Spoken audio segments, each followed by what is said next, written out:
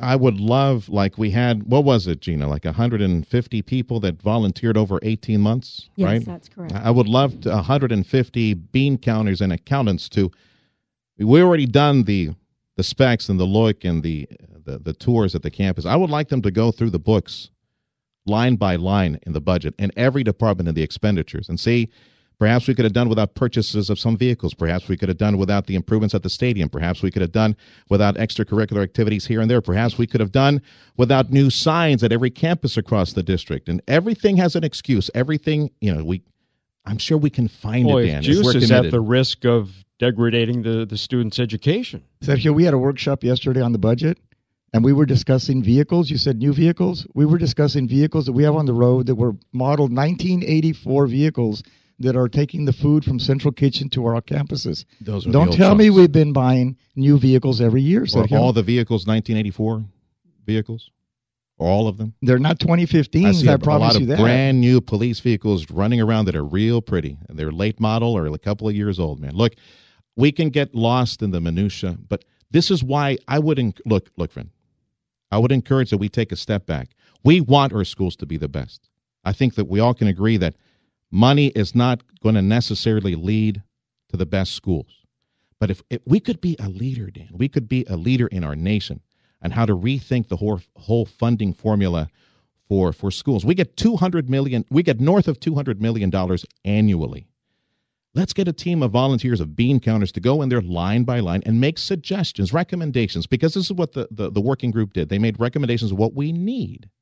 The initial potential recommendations would have been possibly $700 million. But that's not palatable for the voters. Let's go back to 440. No, let's go back to 297. No, I want to correct that, because that was another misstatement that you made on Saturday. The number was never $700 million. It was never brought to the board. No, let me finish. It was never $700 million. We asked the engineers to give us an estimate that would include tearing down every school over 40 years of age, because many on your side have suggested that that's what we should do, tear down all the old schools.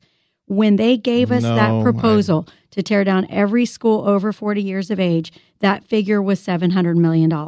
Then we got the assessments for every single school, and the schools that should have been torn down were rebuilt with the 2005 bond. These schools were found to be structurally sound, but it was the guts that needed to be fixed. And we needed to add some classroom space. When we learned that the buildings were structurally sound, we never considered the $700 million figure again because it wasn't necessary. You said on Saturday that those were the needs. So you never considered the $700. So what was it? The $700 million were never bandied about, but you just said you never considered again the $700 million. You folks talked about it initially. That's we asked how much it would cost to tear down the buildings. And you agreed on a $440 million sum. Because said, when no, it wasn't necessary, that's not true. The TRE and the bond together total $440 million. Nothing so the tax was cut increase out. Is not going to be just $177 per on the 100,000 bond. valuation. But you were representing on Saturday that the bond was going to increase. For the average home. And the average home is not $100,000 in McAllen. Well, it is closer to $150,000. And that is way north of it's not $300,000. It's not $300,000 a year. Well, anyone that has a $169,000 valued home, congratulations, folks. With this bond election, you will be paying $300 annually for the next, how many years? 30 years? And so people that move into our area for the next 30 years will actually contribute to the schools that they're attending. Yeah, the people that are moving into our area and sopping up homes that are $250,000 right now, which is, according to Zillow.com, about just south of $225,000, they're going to be paying quite a bit more annually. And they'll be paying even more if they live in PSJA or Edinburgh or Mission, because their tax rates are all higher than ours. And all of them will be going out for bonds in the very near future because there is no other way to fund major capital improvements. That's our excuse and let me tell you what the problem is. Their tax rate, the way the system works. No, we pay taxes. Their tax rate is higher. Hey, we need to match your tax rate. I don't think that's going to be I'm not saying that we can match, but you're acting like nobody will move to McAllen because an increase in taxes. You have to increase taxes every now and then. They do not stay low forever. Buildings do not fix themselves. You get $200 million guaranteed revenue, no matter what happens. And we're underfunded.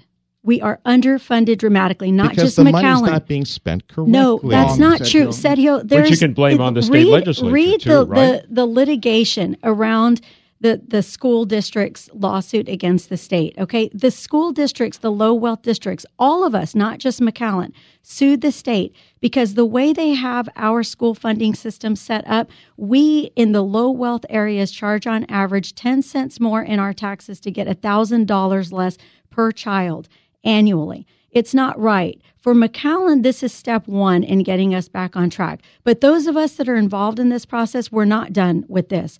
After this, we're going to get together and we're going to start making noise in Austin because our legislature does not take care of us. They treat us as if we're a third world country. I would like to get together with you and make some noise, but in order for us to look at this properly, now, you want me to play the charter school card on this one?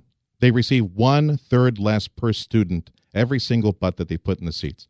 And somehow they don't go back to local residents and ask them to foot the bill for the bonds, that they don't have the credit rating that McAllen ISD has. And they don't have to educate special needs. They offer. Yes, they do. They do very few athletics. They don't. We educate 90% of the kids in McAllen. We have the charter schools are great in our ranks. Okay. Look. And Sergio, if they can provide half of the comprehensive education that the public what does school, comprehensive education mean? Soccer fields, softball fields, UIL competitions, extracurricular athletics programs, any kind of program. That's where I think we need to be introspective and say education dollars for education. But that's all part of a comprehensive education for a student. Right. If we you didn't learn educate anything the being whole That's child, not the just two different picking philosophies. and choosing who we want to educate. Softball, swimming, debates. Look, if the That's boys crucial. Fine arts. if the Boys and Girls Club does a fine job in providing these services, Really, say, Sergio? now your eyes are rolling. Say, Really? Okay. We need to have this conversation. We do. We need to have this You conversation. don't have the facilities for all these kids to go somewhere outside of the We school don't have district. them yet.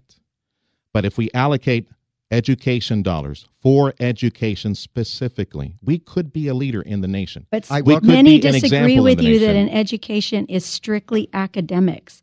There are children that excel in different areas. McAllen ISD caters to the whole child, not just a kid who is only about doing a science Education, project. It's everything, I would everything argue that together. education is about learning how to read and to write properly and do arithmetic and learn the sciences and be able to arm yourself with the skills necessary to go into our community and provide for yourself and your family. And those skills include and your fine arts community. education, debate, I tell you what, competition Val, in as sports. a fine arts major, I realized at some point I was not going to pay the bill, so I found something else to do with my life. And yes, it is something that enriches the educational experience. Absolutely. It enriches, but it is not vital to it. And if we deem it necessary, we need to find an alternative plan to fund these things and concentrate education dollars specifically for education. Sergio, That's what I'm saying. But what about the fact that the other school districts across the state do offer all these things, but they get I more don't funding care about than them. This we is do? McAllen. This is my home. We But- could be but the we leaders and set the compete. example. We compete with kids all across the state. We were trying who to set offer the these example, same- by buying all these tablets and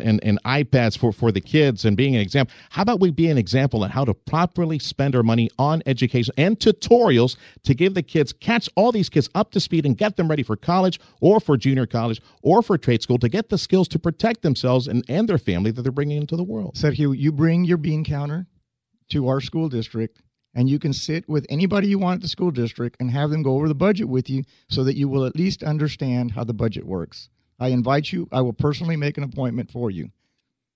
Can we get several bean counters? As many as you want. Bring them on. Whoever's willing to stop Whoever's by willing to stop by, look for at the a year budget and a half and look at all the expenditures as and all long the as you budget. want. All of that's Okay. public information. Danny, you know I love you. Danny Vela is the vice president for McAllen School Board. It is now 7:31. I missed sports. I missed weather. I missed traffic. I missed Wall Street. I missed everything. See, that's how important you guys are to me and how important education is to us. Thanks for stopping by, Gina. Thank you so much. Thank you. Always That's- a pleasure, Sergio. That's Gina Millen and Danny Vela. It's 7:32. Oh, man, I don't know how I'm going to pay the bills. Okay, Fred, take it from here. It's yours.